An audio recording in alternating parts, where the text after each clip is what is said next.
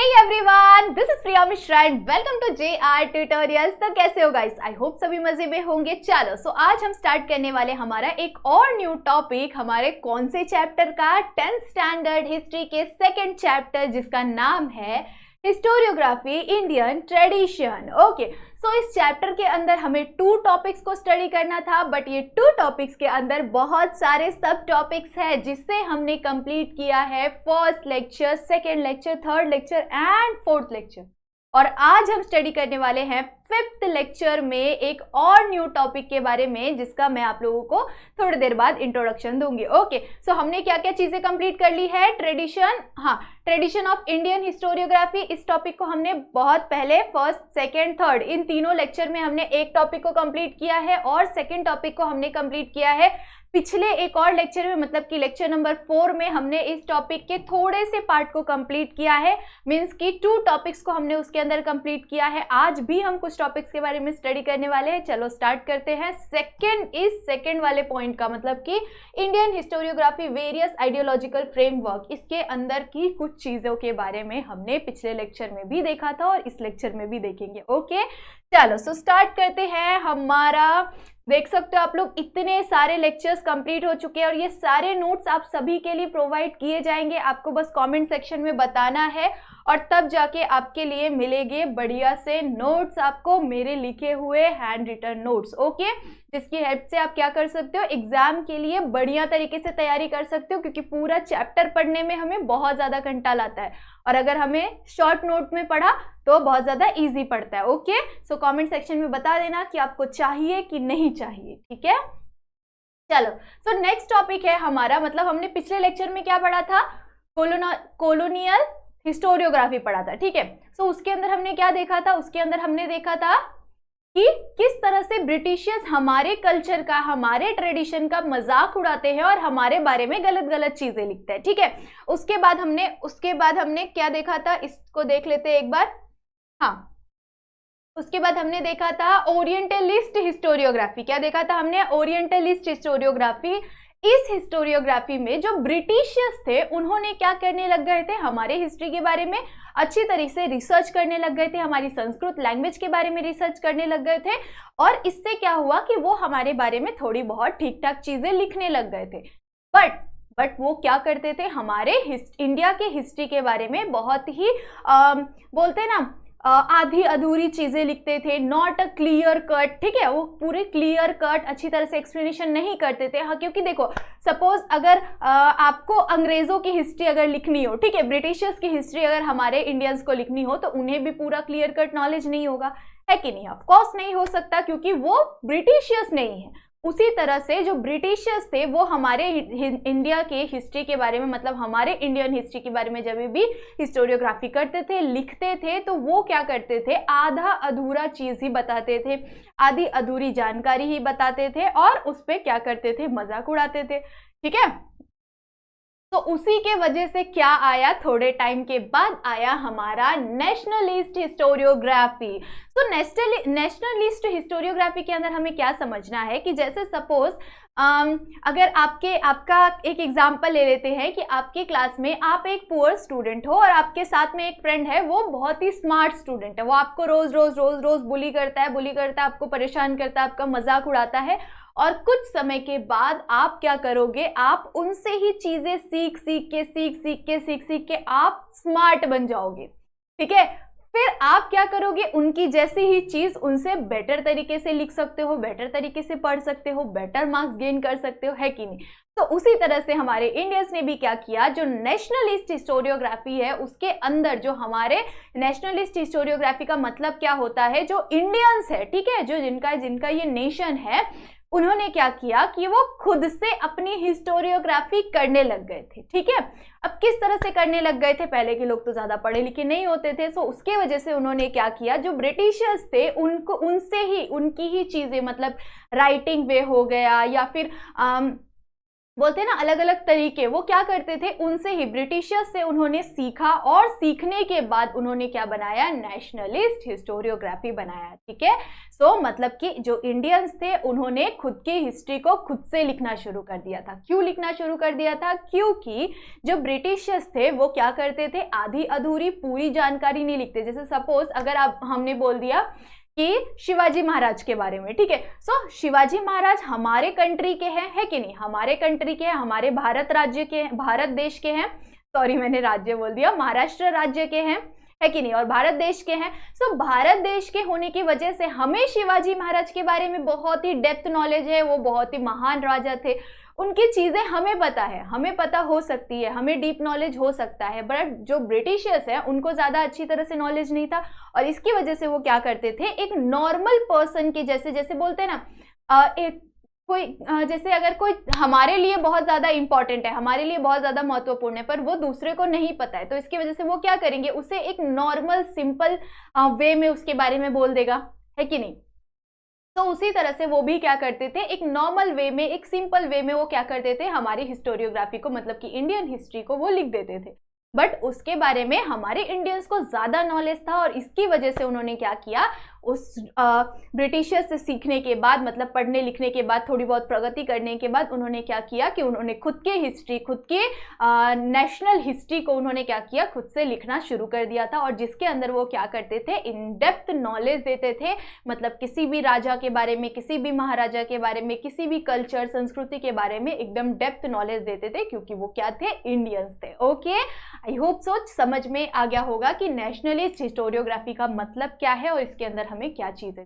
Okay, तो इसी तरह से महाराष्ट्र, ठीक है, महाराष्ट्र इंस्पायर्ड बाय, क्या नाम है इनका, विष्णु शास्त्री चिपलूणकर, ठीक है। सो विष्णु शास्त्री चिपलूणकर जो थे वो क्या है, उनसे महाराष्ट्र क्या है, इंस्पायर्ड है, मतलब कि वो एक महाराष्ट्र के एक प्रकार के मेन राइटर होते हैं ना, तो वो थे, उस तरह से उन्हें माना जाता है, क्योंकि उन्होंने महाराष्ट्र के बेस पे बहुत सारी चीजें लिखी हुई थी, ठीक है। सो इसकी वजह से विष्णु शास्त्री चिपलूणकर को क्या माना जाता है, एक पर्सन जिन्होंने बहुत ही बोलते हैं ना, महाराष्ट्र राज्य से वो इंस्पायर्ड थे, और महाराष्ट्र राज्य को उन्होंने इंस्पायर्ड किया, उनके बारे में एकदम इन डेप्थ नॉलेज लोगों को दिया, ठीक है। उसी के साथ साथ हिस्टोरिकल ट्रुथ, अब जो हिस्टोरियंस है, जो हमारे हिस्टोरियंस है, एक सेकेंड, हाँ मैं कलर अच्छी तरह से चेंज कर लेती हूँ, नहीं तो सेम राइटिंग है और उसमें ही हम सेम ही तरीके से करेंगे तो फिर वो अच्छी तरह से शो नहीं होता है कि नहीं। चलो, हिस्टोरिकल ट्रूथ। अब हिस्टोरिकल ट्रूथ ये पॉइंट मैंने क्यों डाला, क्योंकि जो हमारे इंडियंस थे, जो अगर आप इंडिया के हो तो आपको इंडिया के ट्रूथ जरूर अच्छी तरह से पता होगा, है कि नहीं। तो उसी तरह से जैसे अगर एक एग्जांपल ले ले कि आपके घर में आपके छोटे भाई बहन हैं, उन्होंने वो कोई बाजू का पड़ोसी आके बोलेगा कि ना इसने मेरी गाड़ी तोड़ दी है या इसने मेरे घर में पत्थर मारा है, तो आप अगर आपका भाई, आपकी बहन, छोटे भाई बहन अगर वो अच्छे होंगे तो आपको जरूर से पता होगा कि हाँ ये मेरा भाई है, इसने ये चीज किया होगा या नहीं किया होगा, वो हमें खुद से खुद पता चले जाता है कि नहीं। तो उसी तरह से जो हमारे इंडियंस थे उन्हें पता था कि वो हमारे कल्चर के बारे में क्या कर रहे हैं, गलत नॉलेज दे रहे हैं। सो इसके वजह से वो क्या करते थे, उस बुक को साइड करने के बाद उन्होंने जो अपनी नेशनल हिस्टोरियोग्राफी की उसमें उन्होंने क्या किया कि सारी ट्रुथ चीज़ों को डालना शुरू किया, मतलब कि जो भी गलत चीज़ें, जो भी अनट्रुथ चीज़ें, जो भी वो क्या करते थे, अलग जो ब्रिटिश हिस्टोरियंस थे वो जो डाल देते थे उन चीज़ों को, मतलब कि गलत रॉन्ग थिंग्स को डाल देते थे, वो इंक्लूड कर देते थे, हमारे कल्चर के बारे में या हमारे राजा महाराजा के बारे में झूठी चीजें उसमें डाल देते थे। तो वो चीजों को उन्होंने क्या किया, साइड करना शुरू कर दिया, और हिस्ट्री के अंदर, मतलब हमारे हिस्ट्री के बुक्स के अंदर उन्होंने सिर्फ और सिर्फ ट्रुथ चीजों को लाना शुरू कर दिया था, ठीक है। उसके बाद नेशनलिस्ट हिस्टोरियंस, और ऐसे कुछ नेशनलिस्ट हिस्टोरियंस है जिनके मैं यहाँ पे आप लोगों को नाम बताने वाली हूँ। ये हिस्टोरियंस ने क्या किया था, हमारी हिस्ट्री के बारे में, मतलब हमारे इंडियन हिस्ट्री के बारे में बहुत ही कुछ अच्छी चीज़ें की हुई थी और बहुत ही अच्छी अच्छी बुक्स लिखी हुई थी। जैसे सपोज मैं कुछ नाम लेने वाली हूँ, जैसे कि महादेव गोविंद रानाडे, ठीक है, महादेव गोविंद रानाडे हो गए। उसके बाद रामकृष्ण गोपाल भंडारकर, ठीक है, विनायक दामोदर शास्त्री, ठीक है, सावरकर, सॉरी, विनायक दामोदर सावरकर हो गया। उसके बाद राजेंद्र लाल मिश्र हो गए, मिश्रा मैं भी हूँ ठीक है। तो ऐसे कुछ बहुत ही फेमस पर्सन थे जिन्होंने क्या किया कि हमारे देश के लिए, हमारे नेशनलिस्ट हिस्टोरियोग्राफी में उनका बहुत ही बड़ा योगदान था, जिन्होंने हमारे इंडिया के ट्रुथ को लोगों के सामने क्या किया, प्रेजेंट किया एक सही वे में, ठीक है। रमेश चंद्र मजुमदार, रमेश चंद्र मजुमदार, ऐसे बहुत सारे, राधा कुमुद, ऐसे आप बहुत सारे, बहुत बड़ा सा लिस्ट है। इस लिस्ट को आप क्या कर सकते हैं, नोट डाउन कर सकते हैं, क्योंकि अगर इसमें से आपको आ गए कि कुछ 5 नेशनलिस्ट हिस्टोरियंस के नाम लिखो तो आप फटाफट लिख पाएंगे, है कि नहीं। सो कुछ 5 नामों को आप याद कर लो ताकि आपको इस मतलब इस क्वेश्चन से बेस पे, इस टॉपिक के बेस पे अगर कोई भी क्वेश्चन आए तो आप इजीली अटेम्प्ट कर पाओ, ठीक है। सो ऐसे कुछ महान पुरुष थे जिन्होंने हमारी नेशनलिस्ट हिस्टोरियोग्राफी में, जिनका बड़ा योगदान था, जिन्होंने उसमें बड़ा कंट्रीब्यूशन दिया था और सपोर्ट किया था हमारे नेशनलिस्ट हिस्टोरियोग्राफी को। ओके, तो ये कुछ हमारे हिस्टोरियंस है, ठीक है। मैंने उनके नाम लिए हैं, आप लोगों को अच्छी तरह से, बहुत सारे नेम है, सो आपको बहुत बढ़िया तरीके से उसे पढ़ना है। ओके, चलो उसके बाद रजवाड़े जो थे वो भी क्या थे, उनका भी इस नेशनलिस्ट हिस्टोरियोग्राफी में बड़ा योगदान था और उन्होंने लिखा, ठीक है, उनके द्वारा लिखा गया एक मराठी, ठीक है, मराठी बोलते हैं ना, मराठी राइटिंग को उन्होंने क्या किया, प्रमोट किया। और जो ये रजवाड़े थे उन्होंने क्या किया, मराठी में एक पुस्तक को लिखा, मतलब मराठी से रिलेटेड अलग अलग बुक्स को लिखा, और वो कुछ सब्जेक्ट्स पे लिखते थे, जैसे कि कुछ सब्जेक्ट्स है जैसे हिस्ट्री हो गया, उसी तरह से और भी सब्जेक्ट्स है, ग्रामर से रिलेटेड चीज़ें हो गई, तो ऐसे कुछ पॉलिटिक्स से रिलेटेड चीज़ें हो गई, ऐसे कुछ चीज़ों के ऊपर वो क्या करते थे, वो इन चीज़ों के बेस पे जो रजवाड़े थे उन्होंने भी क्या किया, इस राइटिंग के अंदर अपना बड़ा योगदान दिया, ठीक है, मराठी लैंग्वेज के अंदर। ओके, सो ये याद रखना है, जो रजवाड़े थे वो मराठी लैंग्वेज में कुछ पर्टिकुलर सब्जेक्ट्स के ऊपर ज्यादा फोकस करके उन चीजों के ऊपर उन्होंने बुक्स को लिखी हुई थी, ठीक है। चलो नेक्स्ट, उनके द्वारा लिखा गया क्या है, ये मराठी सॉरी टंग स्विच हो जाए, टंग छोड़ो। ओके, हाँ, मराठी रंकिया, इस तरह का कुछ नाम है, आप एकदम अच्छी तरह से पढ़ लो, ठीक है।